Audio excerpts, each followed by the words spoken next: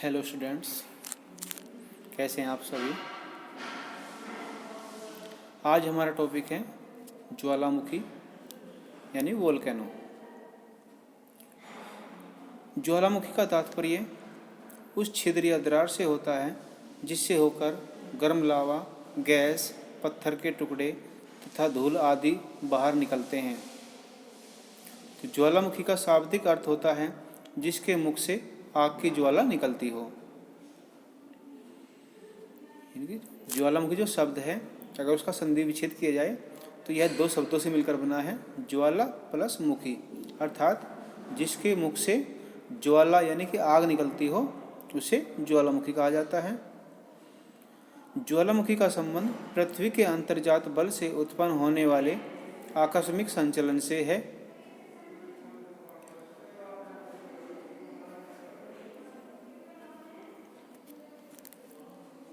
आकस्मिक संचलन से है। इस प्रकार मैग्मा की उत्पत्ति से लेकर उद्गार तक की संपूर्ण प्रक्रिया को ज्वालामुखीयता या वोल्केनिज्म कहा जाता है।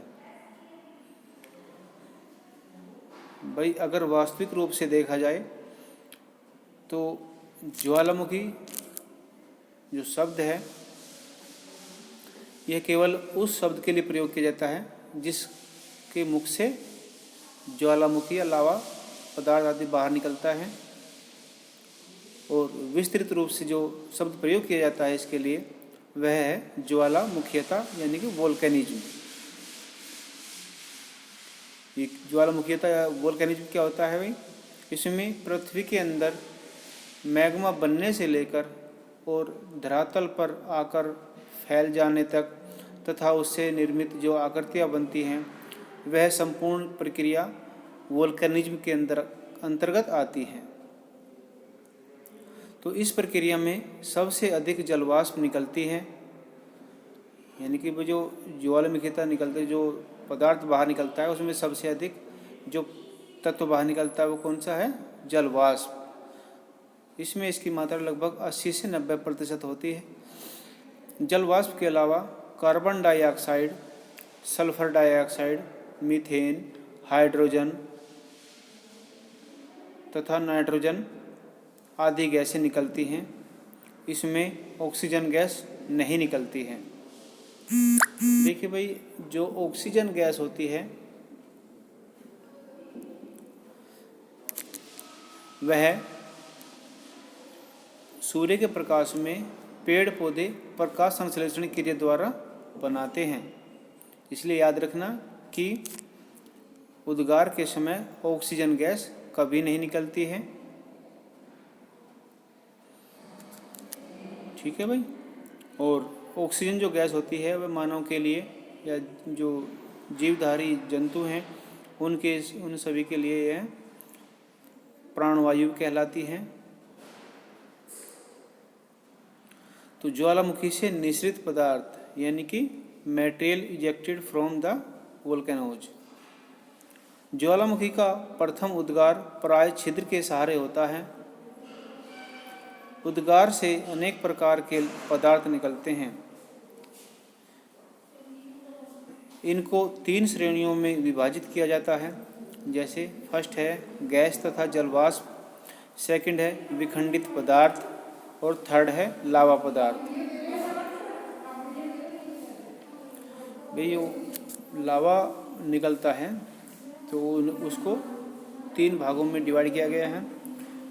सबसे पहले तो उसमें गैस तथा जलवाष्प आदि निकलती हैं। गैस कौन सी होती है? सबसे ज़्यादा मात्रा में तो जलवाष्प होती है।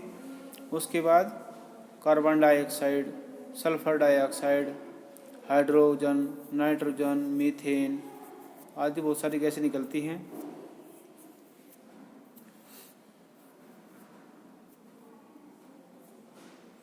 फिर है विखंडित पदार्थ। देखिए, जो ज्वाला से जो पदार्थ निकलते हैं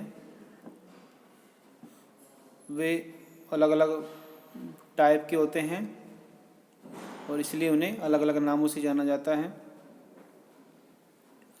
और थर्ड पॉइंट है लावा पदार्थ, यानी कि जो लावा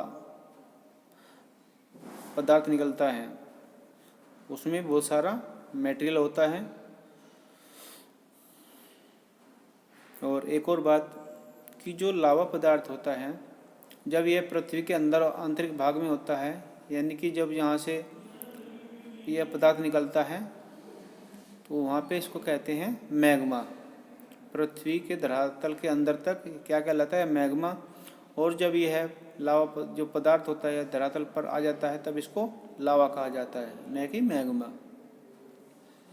तो सर्वप्रथम जब ज्वालामुखी का उद्भेदन होता है तो गैसें बड़े जोरों के साथ भूपटल को तोड़कर धरातल पर प्रकट होती हैं। इन गैसों में सर्वाधिक प्रतिशत जलवाष्प का होता है, लगभग 80 से 90%। कितना होता है भाई? 80 से 90% होता है। ज्वालामुखी से निःसृत बड़े बड़े टुकड़ों को ज्वालामुखी बम कहा जाता है। यानी कि जो ज्वालामुखी है उससे जो निःसृत पदार्थ उसमें सब जो टुकड़े होते हैं उन्हें क्या कहते हैं? ज्वालामुखी बम। इनका व्यास कुछ इंच से लेकर कई फीट तक होता है, अर्थात ये जो हैं 32 mm से बड़े होते हैं। मटर के दाने या अखरोट के आकार वाले टुकड़ों को लैपिली कहते हैं। बारीक कणों को ज्वालामुखी राख या धूल कहते हैं। लैपिली को स्कोरी या ज्वालामुखी अस्मक भी कहा जाता है। धरातल के अंदर पिघले पदार्थ को मैग्मा कहते हैं। जब यह मैग्मा धरातल पर प्रकट होता है तब उसे लावा कहा जाता है। ये याद रखना भाई, इम्पोर्टेंट है, ऑब्जेक्टिव टाइप क्वेश्चन पूछ लेता है। बढ़ते हैं आगे।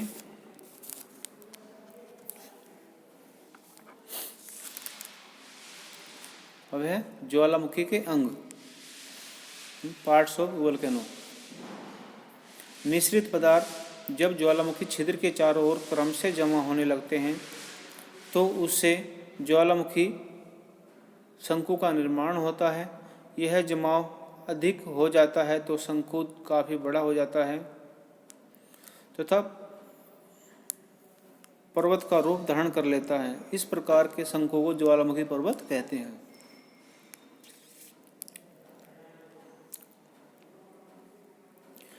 इसके ऊपर लगभग बीच में एक छिद्र होता है जिसे ज्वालामुखी छिद्र या क्रेटर कहा जाता है। इस छिद्र का संबंध एक पतली नली के द्वारा भूगर्भ से होता है। इस नली को ज्वालामुखी नली यानी कि वेंट कहा जाता है। जब धंसाव या अन्य कारण से ज्वालामुखी के मुख का विस्तार अधिक हो जाता है तो काल्डेरा कहते हैं। और जब इसमें भाई जो काल्डेरा है इसमें जब पानी भर जाता है तब उसको काल्डेरा झील कहा जाता है। ज्वालामुखी उद्गार के कारण।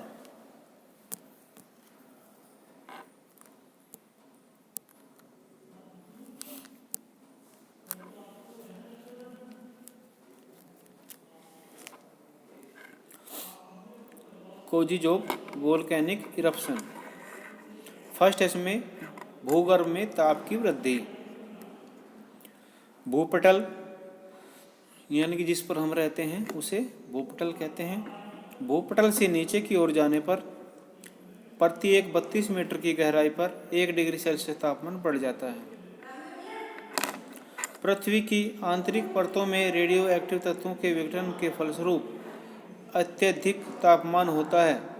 इस कारण संवहन धाराओं की उत्पत्ति होती है जो ज्वालामुखी की उत्पत्ति में सहायक होती हैं। फिर नेक्स्ट है मैग्मा की उत्पत्ति। अभिसारी प्लेट सीमांत पर अत्यधिक घनत्व वाली प्लेट का कम घनत्व वाली प्लेट के नीचे अधिक गहराई में विक्षेपण हो जाता है, यानी कि सबडक्शन हो जाता है। तो विक्षेपण होने से तापमान व दाब की अधिकता के कारण मैग्मा की उत्पत्ति होती है। और जब यह मैग्मा आंतरिक परतों को तोड़कर सफ़ेद पर आता है तो महाद्वीपीय क्षेत्र में ज्वालामुखी पर्वत तथा महासागरीय क्षेत्र में ज्वालामुखी द्वीप का निर्माण होता है।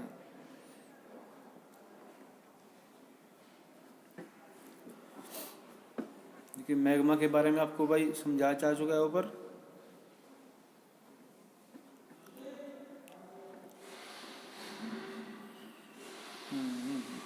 आगे बढ़ते हैं। गैस व वाष्प की उत्पत्ति। ज्वालामुखी उद्गार के समय कई तरह की गैसें निकलती हैं, जिनसे 80 से 90% भाग जलवाष्प का होता है। जल ऊपर से नीचे की तरफ पहुंचकर अधिक ताप के कारण वाष्प तथा जल में बदल जाता है। और इसमें वही नेक्स्ट पॉइंट है समस्थैतिक असंतुलन। असंतुलन के कारण चट्टानों में गति, भूकंप आदि घटनाएं घटित होती हैं। इनसे भूगर्भिक क्षेत्र में संरचनात्मक परिवर्तन होते हैं। इन परिवर्तनों के कारण ज्वालामुखी क्रिया होती है। ठीक है भाई, यानी कि जो आपको समस्थैतिक असंतुलन है इसके बारे में थोड़ा पहले बताया गया था कि जो हमारी पृथ्वी है उस पर विभिन्न